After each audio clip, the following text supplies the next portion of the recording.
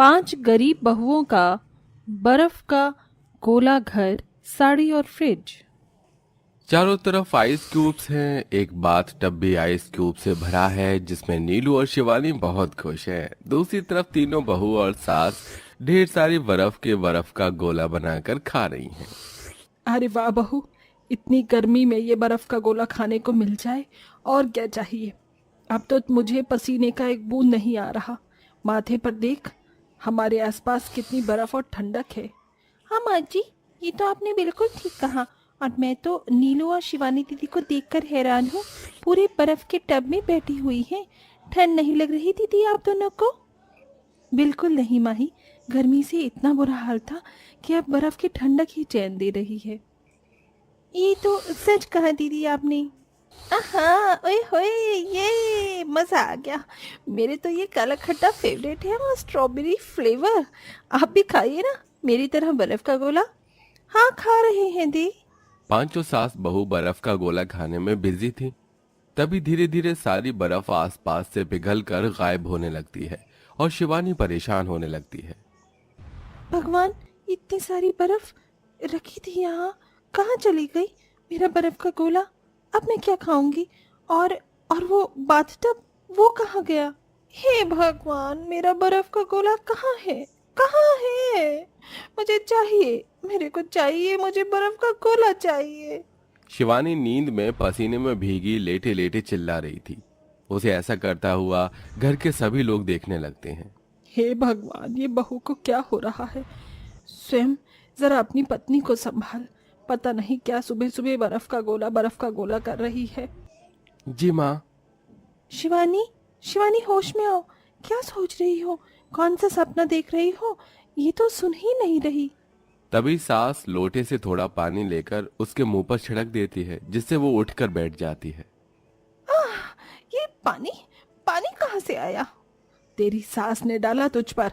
अब बता क्या हुआ? तू चिल्लाए जा रही थी, कौन सा सपना देख रही थी जो बर्फ का गोला गोला चिल्लाती? हाँ शिवानी बताओ, ऐसा कौन सा सपना देख रही थी? सब जग गए।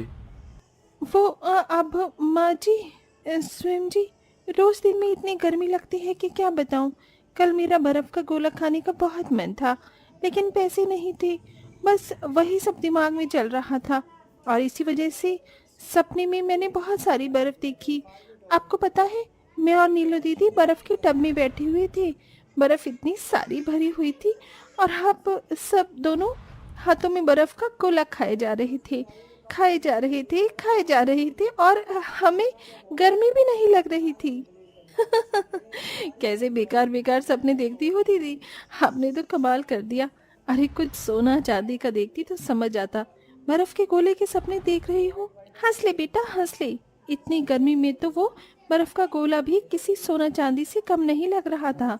तुझे गर्मी ने परेशान नहीं किया है, खाना मैं बनाती हूँ चूल्हे पर।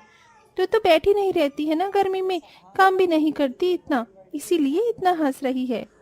हाँ शिवानी दीदी बिल्कुल ठीक कह रही हैं, गर्मी ने दिमाग खराब कर दिया है। तापमान इतना बढ़ गया है कि 1 मिनट के लिए बाहर धूप में खड़े हो जाओ, पैर चलेंगे, आंखें खुलेंगी नहीं, पसीने से सर से पांव तक भीग जाएंगे। और क्या, माही बिल्कुल ठीक कह रही है। हम कितनी मुश्किल से बाहर गर्मी में काम करने जाते हैं, ये सिर्फ हम ही जानते हैं। काम भी ऐसा कर रहे हैं कि मेहनत 100% है और पैसे की कमाई 0%। तो ये जूते की फैक्ट्री में काम करने का मन ही नहीं करता। कोई पैसा नहीं है इसमें, और जहाँ काम करते हैं वहाँ तो पंखे भी नहीं है। गर्मी में मरते रहो बस। गर्मी है तो है। चल शिवानी की बच्ची, उठ जा और सब खाने पीने की तैयारी करो। चाय रहने देना, कुछ ठंडा शरबत बना दो सबके लिए। चलो नीलू बहू। फिर पांचों बहू नहाने भी जाती हैं तो हैंडपंप का पानी गर्म निकलता है और बाकी सब शरबत पीते हैं तो मुंह बना लेते हैं। अरे बहू, छी छी छी, ये क्या है? मैंने कहा मीठा शरबत बनाना, तू तो नमक का घोल ले आई है। वो माफ कीजिएगा माँ जी, घर में चीनी खत्म हो गई थी। सच कहूँ तो घर में खाने के लिए अनाज का दाना भी नहीं है, इसीलिए नमक डालकर बना दिया ताकि गर्मी में बीपी लो ना हो। जरा सा नींबू में नमक डालकर ले आई ताकि कुछ तो पेट में जाए। अरे तुझे भी क्या बोलूं, ये भी तूने ठीक ही किया है। अब खाएंगे क्या? माँ जी, आपको पता है सामने वाली पड़ोसन के पति ने उसी सुंदर सा हार और साड़ी दी है। हम पत्नियों की साड़ी अभी कितनी पुरानी हो गई है। इनसे बोलिए ना हमें एक एक साड़ी ला दे। तुम्हें घर के हालात नहीं दिख रहे क्या? अरे घर में खाने को कुछ नहीं है, फिर भी साड़ी की बात कर रही हो। यहाँ इंसान ठंडा पानी पीने के लिए तरस रहा है।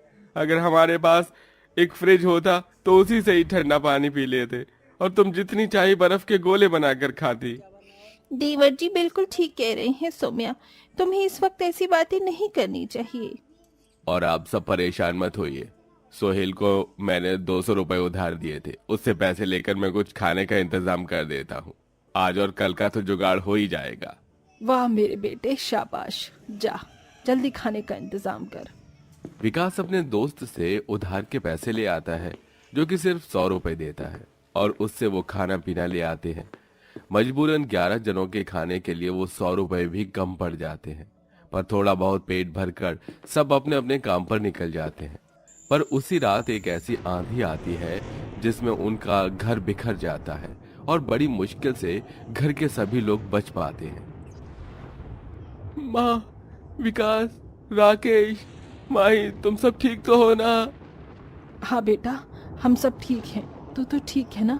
इस आंधी को भी आज ही आना था, कल मोहित कहीं की हमसे हमारा घर भी छीन लिया। अब हम कहाँ गए? माँ जी, तूफान तो और भी तेज बढ़ रहा है। अगर हम यहाँ रहे तो कुछ भी हमारे साथ हो सकता है। ऐसा करिए, हम नदी किनारे चलते हैं, वहीं सो जाएंगे। माँ, हाँ, विकास की बहू सही कह रही है, वहीं चलते हैं। वैसे भी अभी रात के 4 बज रहे हैं, कहाँ जाएंगे? घर के सभी लोग रात में भटकते हुए नदी के किनारे जाकर सो जाते हैं। सुबह की धूप आती है तो नीलू के सामने कुछ मछलियां तड़प रही होती हैं। हमें बचाओ, हमें बचाओ, हम तूफान में इस पानी से बाहर आ गए, हम मर जाएंगे, हमें वापस पानी में डाल दो। हाँ हाँ, मैं अभी तुम्हें पानी में वापस डालती हूँ। नीलू एक एक करके सभी मछलियों को पानी में डालती है तो वो मछलियां एक डॉल्फिन बनकर चमकती हुई रोशनी से बाहर आती हैं। नीलू, तुम बहुत अच्छी हो जो तुमने मेरी मदद करी। मैं अच्छाई करने वालों की हमेशा मदद करती हूँ। तुम परेशान भी हो शायद, तुम्हारा परिवार यहाँ है। बताओ, मैं तुम्हारी कैसे मदद कर सकती हूँ? मुझे यकीन नहीं हो रहा मैं एक डॉल्फिन से बातें कर पा रही हूँ। और जहाँ तक मेरी दुखों की बात है तो मेरे परिवार ने कल रात को ही अपना बसा बसाया घर टूटते हुए देखा है। अब बस हमारे पास न खाने पीने का ठिकाना है न रहने का, ऊपर से ये गर्मी परेशान कर रही है। अब आप ही मेरा समाधान कर दीजिए, मैं आपसे क्या मांगू? परेशान मत हो, ये लो, इस बॉक्स में जादुई बर्फ के टुकड़े हैं, वो भी बर्फ के गोले के जिसमें अलग अलग स्वाद है। काला खट्टा, आम, स्ट्रॉबेरी, मिक्स फ्रूट, ब्लूबेरी। तुम इसे खा भी सकती हो, इससे अपना घर मांगना तो ये बर्फ के गोले का घर बन जाएगा। और हाँ, चिंता मत करो, गर्मी भी कितनी हो ये पिघलेगा नहीं, तुम सबको ठंडक देगा। सच, शुक्रिया डॉल्फिन, तुम्हारा बहुत बहुत शुक्रिया। अरे, तुम सुबह सुबह नीलू यहाँ पर किससे बातें कर रही हो? आर्यन के आते ही डॉल्फिन पानी में चली जाती हैं। मेरे साथ चलिए, मैं आप सबको कुछ बताती हूँ।